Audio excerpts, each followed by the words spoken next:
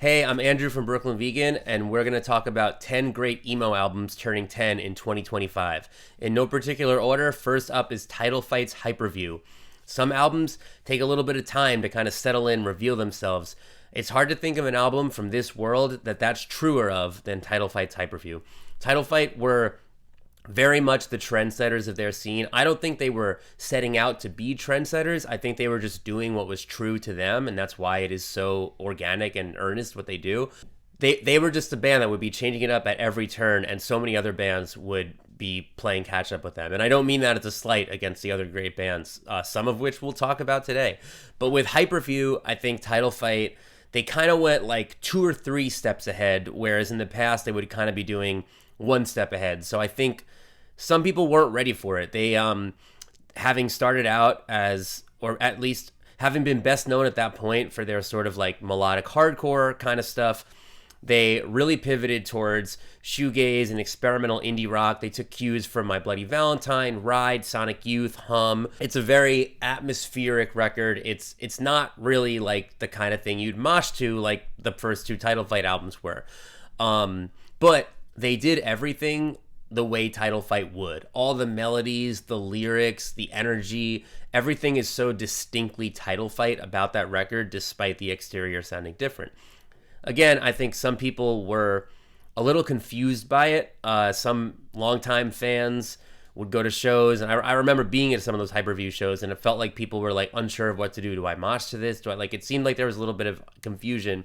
And then the people who probably would have liked music like that, people who liked shoegaze and indie rock, I don't think that record made its way to them right away. However, over the years, like at this point, the middle ground between like punk, metal, and shoegaze is so commonly orbited at this point that like it wouldn't be happening without Title Fight's Hyperview. This was really like one of the key, most pivotal records in that sort of coming together of the heavier music, like the punk, hardcore, metal stuff, and shoegaze, which like at this point it's like shoegaze is like bigger now than it ever has been. And honestly, Title Fight's Hyperview is one of the records that put shoegaze on the path that brought it to where it is today. So this album, it was so good when it came out, but it was definitely misunderstood, and now it is like one of the most important albums of its time. I'm going to go straight from Title Fight into Turnover's Peripheral Vision, because in a way these 2 albums did really similar things. Turnover definitely started out looking up to Title Fight. I mean, they also had similar influences, like they were very into Lifetime, Movie Life, Saves the Day, all that kind of like fast, D-beating, pop-punk, melodic hardcore stuff. By the time they did their debut album, Magnolia, which came out in 2013 on Run for Cover, they kind of pivoted a little bit towards like, they were getting more into like 90s emo, like Sunny Day Real Estate, Texas Is the Reason. They were getting like a little bit slower than like that really like double time, fast, D-beating stuff. But it was still very much like pop punk emo, like melodic hardcore. It was still that, but you could feel like, especially in hindsight, you can feel the seeds were being sown for something else. They wanted to break out of that.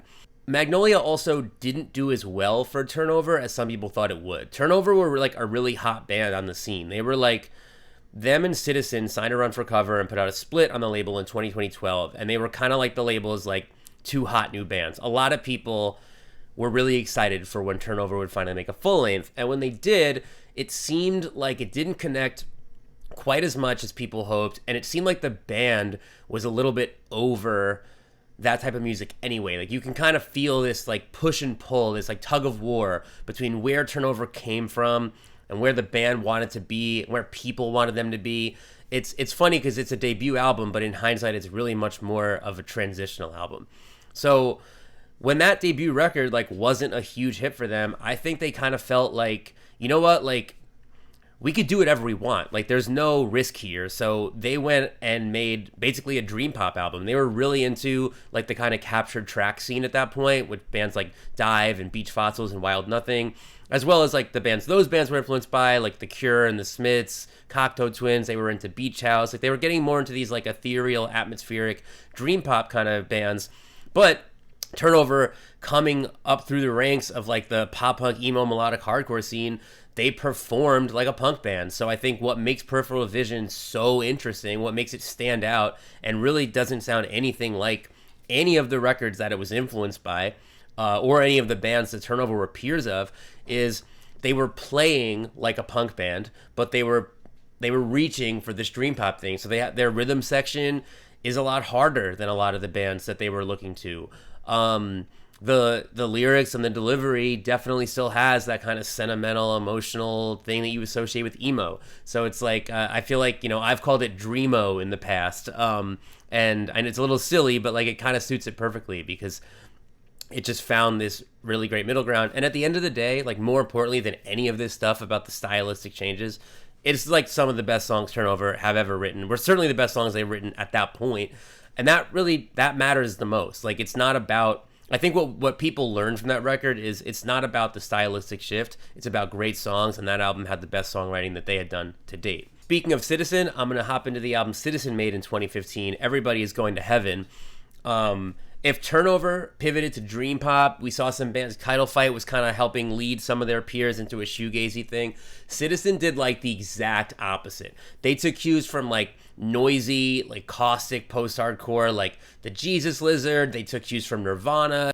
At a time when a lot of Citizen's peers were going towards something a little more atmospheric, ethereal, and pretty, they went towards like the nastiest, dirtiest, most like alienating music they could think of.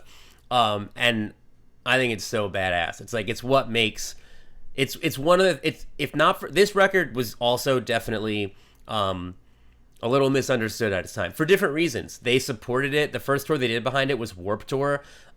Citizen were already a little bit at odds with the Warped Tour crowd on their 2013 album Youth, which was a big hit in the scene. But by the time they were doing like Jesus Lizard-esque post-hardcore noise rock, the Warped Tour crowd did not know what to make of them. It was not the right place to reveal this new sound. But it made Citizen who they are today. It was the beginning of Citizen proving to the world, we don't do the same thing twice. We don't do what you're expecting us to do. We do what we want to do, and we're always looking for something new. And at this point, when you look at all the albums they've put out, they have such a rich catalog that like you kind of don't get Citizen as a band until you look at their whole body of work. And they're still building.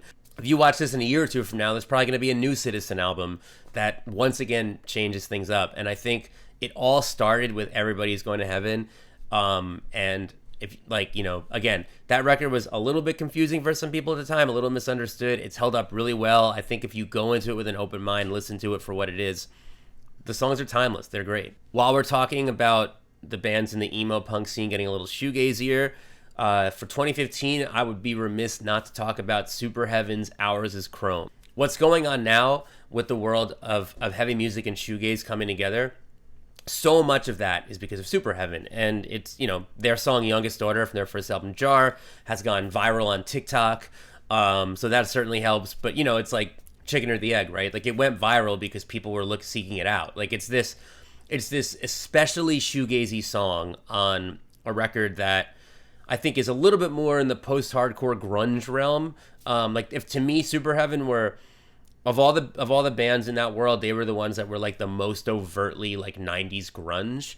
But there was a little bit of shoegaze in there, and Youngest Daughter was the most overtly shoegaze song on the record. So it's like people found it. Like it happened to Deftones too. Like people would find like the couple Deftones songs that were really, really shoegazy, and they would like shoot up in streams. And it's this really like crazy phenomena where these deep cuts that weren't singles by these heavier bands are like popping off because there's specifically an audience for heavy bands making shoegaze songs. So anyway, Super Heaven, obviously, we wouldn't be talking about like the world of shoegaze in 2025 the way we do without their influence. And it's not just that one TikTok song. That's from Jar, their great debut record, and they followed it up in 2015 with Ours is Chrome, which is at least as good of a record. I mean, they're both really good. Sometimes I like Ours is Chrome a little more. It's banger after banger. It's like, it's exactly what makes that band so good. It's like the lyrics are so impactful. Like they really know how to, like every band in this world, they're just so sincere, and everything they sing, you feel it. They mean it and you feel it. And it's this perfect hybrid of post-hardcore, emo, grunge, and a little bit of shoegaze. And nowadays you see so many bands doing that. I think, people call it grunge gaze. The word grunge gaze, I don't even know if it would exist without Superheaven. Like they were kind of the first band to make that their identity, like to really do it to the point where like you were like, we need a new name for this. Because obviously, like, you go back to the 90s and you can see how, like, well, Hum and Failure were kind of towing that line. Smashing Pumpkins towed that line. But I think Superheaven really, like, solidified grunge gaze as, like, a thing. And the amount of bands that form now to make that kind of music, it's because of Superheaven. One of my favorite emo records that turns 10 in 2025 is Harmlessness by The World is a Beautiful Place and I'm No Longer Afraid to Die. Harmlessness was so important to me when it came out. It was like, so The World is one of one. There is no band like The World Is. The debut album, Whenever If Ever, was like, it sounds like a band on the verge of collapse, and it sort of literally was. I mean, their lead singer left during the making of the album. They brought in their new lead singer, who is the core lead singer on Harmlessness, David Bellow, during that record. It's like that record is the literal, like, sonic mirroring of a band doing everything in their power to just stay together. So when they were able to kind of move past that, like, it worked. It popped off. They toured a lot. Like, they kind of, like, even behind that record though, like, they just were an unpredictable band. Members would come and go. Like, so I don't know, like, what exactly people expected from them. But with Harmlessness, all of those sort of shaky aspects of, like, well, like, is this band gonna break up tomorrow? And, like, are they gonna, like, play a set of, like, all noise, or are they gonna play a great set tonight? Like, it was like, I've seen some of the best World Is shows ever, and I've seen some pretty, like, sloppy ones. Like, that's just the kind of band they are. But with Harmlessness, it all came together. It is like, it was the tightest thing they'd ever done at that point by a landslide. They really took cues from all over the place: post-rock, metal, indie rock, emo. Like, it's like a genre-defying album, like prog probably too. Like, it's just like, it's a really, really ambitious album. They really just went all out on this album. Another record that goes really well with Harmlessness is Dealer by Foxing. They both have green, grassy album covers. And they both kind of saw at the same time, like, these bands kind of pivoting a little bit from, like, the early stages of what was being called the emo revival into something that looked a little bit more like traditional indie rock. For Dealer, Foxing, like, their first album has these, like, loud sing-alongs that people would go to shows and scream all the words on. From Dealer, they kind of went in the opposite direction. It's like a post-rocky album. It's very slow-moving. It's not the kind of thing you scream along to or mosh to. I don't think there's any screaming on the record at all. But it's like, it's gorgeous. It is, I mean, I think to this day, it is the most beautiful sounding Foxing album they've ever done. I also think that they're not necessarily trying to make records that sound this beautiful anymore. Their last album, which was self-titled, was like kind of a noisy, raw, screamo-ish record. But at this point in their career, they worked with Matt Bayless, who's probably best known for being a member of Minus the Bear. He also produced all their records and produced records for ISIS and Mastodon. And he knew how to get those really rich tones. And it was perfect, I think, for Connor Murphy's voice. He really delivered, like, a really heartfelt, emotional performance all over this record. And it matches just the deep, rich, lush vibe of the music. Another slow-moving, gorgeous record released from the emo world in 2015 was Julian Baker's debut album, Sprained Ankle. This album came out on 6131, the same label that put out the first albums by Touche Amore and Joyce Manor. So Julian kind of had the support of the punk and emo community, like, pretty much right away, but I think, if you've heard of her at this point, it probably goes without saying, she very quickly transcended that. The first time I saw her, actually, was in New York, opening for Elvi, which was like a short-lived side project for members of the National and Menomina. And Julian was added to the bill after it had sold out. So there was probably very unlikely that you would have got tickets because she was playing. I think everybody in the audience that night had bought tickets before she was added. So she was still pretty unknown. She gets on stage with just her and a guitar, and you could hear a pin drop the whole set because it's just the power of her songs. And at that point, they were all songs from Sprained Ankle, and the album's the same way. It's her and a guitar. I think maybe there's a piano on some songs, but like, you know, this wasn't like rock star Julian that we've obviously seen a lot over the years. This was just Julian, her voice, her guitar, and her excellent songwriting. And that's why this album just popped off the way it did, because she's just like a natural born brilliant songwriter, and still to this day some of my favorite songs of hers are on this album. Moving along from Julian Baker into a band that she once called my favorite band in the universe, Me Without You. So Me Without You, in the mid 2000s, Me Without You really just like solidified themselves as just total true originals, like your favorite band's favorite band. Like they never got as popular as some of the bands that they toured with in those days, but there is nobody like Me Without You. Their back-to-back records, Catch for Us the Foxes from 2004 and Brother Sister from 2006, kind of like blurred the lines between art rock and post-hardcore in a way that like really nobody else was ever doing. And they're two of my favorite albums of all time. They're like, I can't say enough nice things about them. If you haven't heard them, check them out. After Brother Sister, Me Without You kind of took an unexpected left turn. They made a record in 2009 called It's All Crazy, It's All False, It's All Right, which kind of sounded like Neutral Milk Hotel. It's very acoustic guitar based, much different for them. Awesome record, just much different. They followed it in 2012 with an album called 10 Stories, which kind of built a bridge kind of back from It's All Crazy into like the harder sounds that Me Without You were best known for. But for me personally, I think it's closer to It's All Crazy than it is to like Brother Sister and Catch for Us the Foxes. So Me Without You, after that 2012 record, like they were kind of, you know, they were at a crossroads. It was like, again, they had started to build a bridge back to where they came from, but that was only more evident kind of in hindsight. And they kind of started to associate themselves with this new generation of punk and emo bands that was kind of taking off at that time. I'm not saying they were doing it for like savvy business reasons, but you know, like it was for whatever reason it was cool to see. And you know, like they did a co-headlining tour with Touche Amore. They took The World Is on tour. They took Hop Along on tour. They celebrated the 10th anniversary of Catch for Us the Foxes on a big tour in 2014. And I don't know. I mean, I went to that tour. It was awesome. Like they played Irving Plaza in New York. It was a big show where, like, it was the biggest Me Without You show I'd seen in a while. So I don't know, maybe they connected with that part of themselves a bit more, and they, you know, saw how much fans loved that era of their music. And again, they saw this new community of bands, so many of which were super influenced by them. So it all came together. They signed to Run for Cover, which, you know, was one of the really like prevailing record labels for this new generation of emo bands. They got in the studio with Will Yip, who produced probably 80 or 90% of the bands from the world that we've been talking about so far.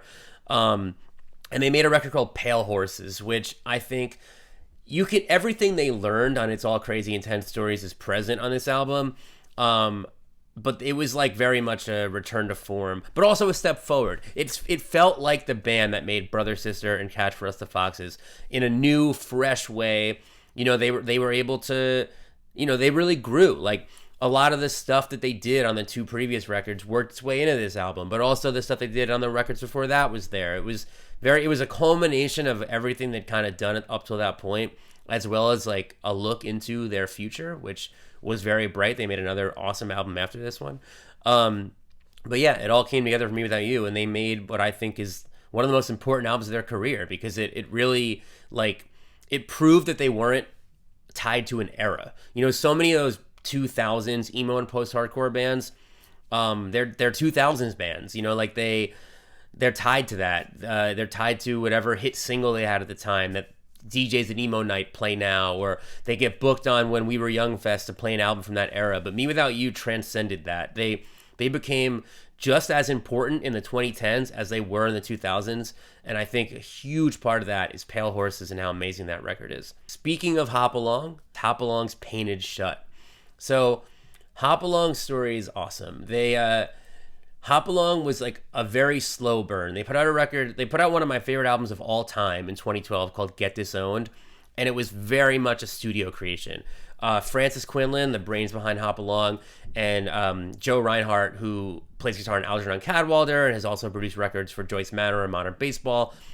Joe and Francis got in the studio together, and they just built this like raw, rustic, like emo, indie, folk, hybrid masterpiece. Like, from what I've heard from people who got to experience the making of this album, it was just like building like an empire from ground up. Like, they really just like, it was, it's not a band playing in a room. It's just like a total studio creation. And it came out in 2012, to pretty low, like it was like, got a couple reviews, but it was not like some hit record. And then Hop Along just hit the road like crazy. Eventually, Joe joined the band, turning them into a 4-piece lineup. They had been a trio when the record came out. Joe joined on guitar, it became a 4-piece. They just started touring like crazy. Again, they opened that Me Without You tour. I saw them open for Owls. I saw them open for Title Fight. Like, I can't even think about it. They just opened like all these shows, and every single time you'd go see Hop Along as the opener, there'd be a group of people right up front who were clearly there for them, knew all the words, and each like few months later, that group got bigger and bigger and bigger. So it was like, Get This Own was slowly catching on. Hop Along was becoming like a you gotta see them live band. Word was getting out. It was really organic. It's like, it's not that often that you see a band rise like this. Like, it wasn't the whole, like single on the radio, do interviews, like, it was like, there was no industry behind it. It was a great band just getting out there because everybody who saw them or heard their album like told a friend, which is the coolest thing. So finally they signed with Saddle Creek, which was like Francis's dream label to be on since even before Get This Own came out. And it was perfect. I mean, Saddle Creek, best known for like Bright Eyes, Cursive, Rilo Kiley. Hop Along certainly scratches the kind of itch that those bands did in like the early 2000s. And, coming off this studio creation record, coming off 3 years of touring, Painted Shut was a record that reflected that touring band. It was very much Fran, their brother Mark on drums, Tyler Long on bass, and Joe on guitar, just getting in the studio and rocking out the way they would on stage. Francis's songs in this album are some of the most powerful songs they've ever written. When I think back to all my amazing memories of seeing Hop Along play, so many of them revolve around seeing them play tracks from this record. Having Joe like as just like a full-time guitarist, so cool. He does a lot of like crazy lead guitar stuff, some solos. Like, it definitely added some flair to their sound. Mark on drums, like on Get This Own, he's doing a lot of kind of artsy things that go with like the kind of like almost freak folk vibes of the album. But here, him and Tyler hold down like a sturdy rock and rhythm section, just like at those Hop Along live shows, and it's awesome. It gave Hop Along like that punch that they had at the shows, and it's cool to get this and Get This Own and see like the kind of difference. They have songs about real life legendary musicians whose lives were plagued by mental illness, like jazz legend Buddy Bolden and the folk singer Jackson C. Frank. And I think one of the most powerful Hop Along tracks ever is on this record called Powerful Man. It was written about a real experience that Francis had when they were 18 and witnessed a father hitting their child, and there's like a line in the song that's like about the kid kind of looks at Francis like hoping like maybe they'll be able to help, and like the dad's like, they're not going to help you. So it's just like this really like goosebump inducing song, and that's what's so great about Hop Along is they really know how to take those just like heart-wrenching, goosebump inducing emotions and just deliver them. And Francis's voice is just like one of the best singers in the entire world of like rock music ever. So like they just deliver them in a way where you're like, you feel it in your bones. And this is one of those songs. And last but definitely not least is the Wonder Years' No Closer to Heaven. This one followed the band's 2013 album, The Greatest Generation, which I think is just one of the best like true blue pop punk records of all time. It does everything you like about the genre. It's just as good as anything that came out during the genre's 90s and early 2000s heyday. And it really just brings like a maturation to pop punk that a lot of those earlier bands in the genre didn't really have. It kind of like, it wasn't as juvenile. It was like a kind of pop punk record that you could grow with. They followed it with this one, and they've kind of described this album as one of their weaker ones. Like, they've sort of described it as a half step from The Greatest Generation, whereas that album was a full step from 2011's Suburbia, I've Given You All, and Now I'm Nothing. And they've kind of said that they course corrected with Sister Cities, which came out in 2018, which they've called more like a step and a half forward. Like, and you can hear it. It's a very genre defying album that goes in a lot of different directions. And it really it's like sort of the official moment where the Wonder Years become not just a pop punk band, but just a band. I mean, it's emo, indie rock, alternative rock. It's so much going on. And I think it's one of the reasons that the Wonder Years are truly one of their generation's greatest bands, no pun intended. But if you ask me, they're selling this album a little bit short. I think it really does mark a leap from The Greatest Generation. If The Greatest Generation is like a perfect 10 true blue pop punk record, this album kind of finds the Wonder Years pushing pop punk as far as it could possibly go without abandoning it. Like, and not only pushing pop punk, but pushing themselves. When you hear on the album's fantastic singles, Cardinals and Cigarettes and Saints, you can hear the band pushing themselves to like an 11 out of 10. You can hear Dan Campbell pushing his voice more than he kind of ever had before. And those are two of the most emotionally impactful Wonder Years songs ever. Two of their best songs. And, you know, I think with those songs being the singles, the Wonder Years probably saw the strength in those, but those definitely do not overshadow the album. There's a lot more to like here. The song I Don't Like Who I Was has kind of become a sleeper hit for the Wonder Years. It's at this point, it's a fan fave. Anytime you see them, one of the biggest sing-alongs they play. And even outside of that one, I mean, the really deeper cuts on this record, I think they really show a band growing. Like they're some of the hardest hitting Wonder Years songs. They capture that same thrill that the earlier, like more distinctly pop punk records that the Wonder Years may do. But the seeds are being sown for what they do on Sister Cities. Like you can hear them sort of, you know, pushing the limits, like looking for something different. And there's more of a ballad side in this album that they explore in later records too. I think this album is a really crucial turning point transition album for the Wonder Years. It really finds them at a unique place that I don't think a lot of other bands in pop punk, emo, punk, whatever you call it, really ever found themselves. I think it's a really unique album for this style of music. And again, it has, I think, some of their most impactful songs, some of the songs that to this day are crowd favorites. That was 10 great emo albums that turned 10 in 2025. If you liked the episode, like, subscribe, give us a good rating, tell your friends about us. For much more, follow Brooklyn Vegan on social media. Check out the site, brooklynvegan.com. See you next time.